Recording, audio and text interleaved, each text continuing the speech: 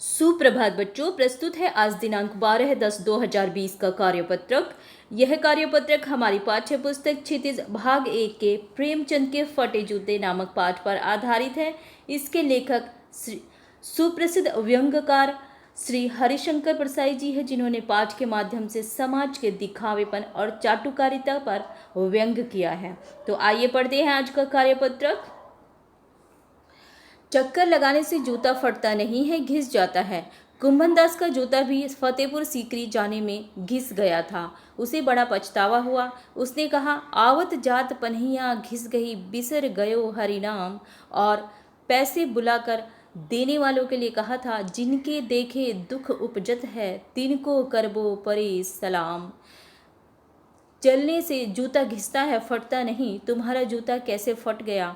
मुझे लगता है तुम किसी सख्त चीज को ठोकर मारते रहे हो।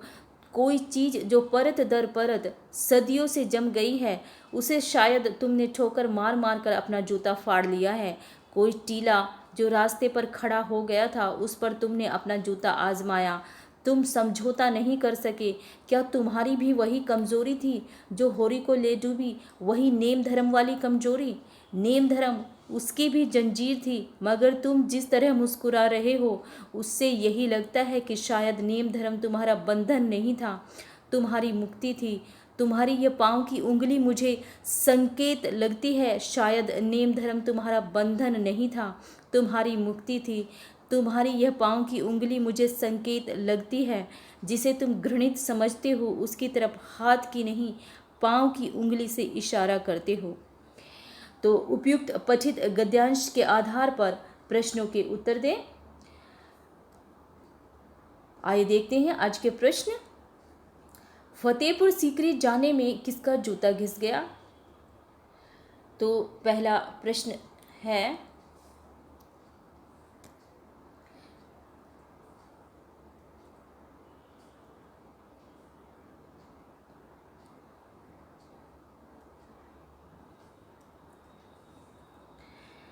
तो फतेहपुर सीकरी जाने में कुंभनदास का जूता घिस गया था, क्योंकि अकबर के बुलाने पर जब कुंभनदास फतेहपुर सीकरी पहुंचे थे, तो वहां तक पहुंचते पहुंचते उनका जूता घिस गया था। अगला प्रश्न देखते हैं, प्रश्न नंबर 2।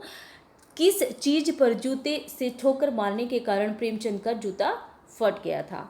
तो लेखक के अनुसार प्रेमचंद किसी सख्त चीज को ठोकर मारते रहे हैं, जो सदियों से परत दर परत जम गई थी, और उसी से ठोकर मार मार कर उन्होंने अपना जूता फाड़ लिया है।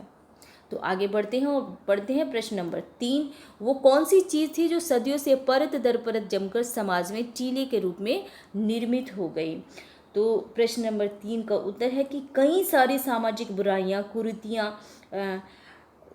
ढोंग, दिखावापन, चाटुकारिता, समझौतावादी नीति आदि अनेक ऐसी सामाजिक बुराइयां हैं जिन्होंने एक टीले का रूप ले लिया है। तो आगे बढ़ते हैं और पढ़ते हैं प्रश्न नंबर 4। क्या आपको समाज में आज भी कुछ बुराइयां दिखाई देती हैं? कुछ महत्वपूर्ण बुराइयों के बारे में बताइए। तो हाँ, समाज में आज भी अच्छाइयाँ हैं तो बुराइयाँ भी साथ साथ विद्यमान रहती है। आज भी समाज में झूठ, फरेब, चोरी, दिखावापन, चमचागिरी आदि अनेक सामाजिक बुराइयाँ विद्यमान हैं। आइए आगे देखते हैं कौन कौन से प्रश्न हैं।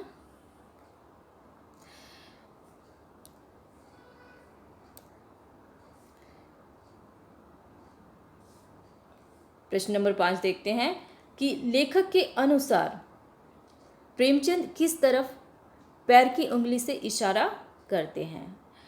तो प्रेमचंद ने सामाजिक बुराइयों की तरफ आंख उठाकर भी नहीं देखा।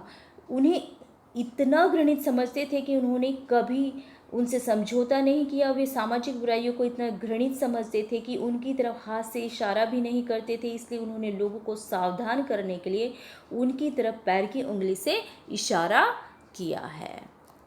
तो आशा है बच्चों कि आज का कार्यपत्रक आपको समझ आ गया है। अब कोविड-19 से जुड़ा हुआ एक आपके लिए संदेश है कि सदैव और नियमित रूप से अपने हाथों को साबुन और पानी से धोएं। ये आपकी सुरक्षा के लिए ज़रूरी है। इस संदेश को स्वयं याद रखें और दूसरों तक पहुंचाएं। तो आज के कार्यपत्रक में इतना ही। मैं मिलती हूँ आपको अगले कार्यपत्रक में। तब तक के लिए आप अपना पढ़ते रहिए और अपना ख्याल रखें।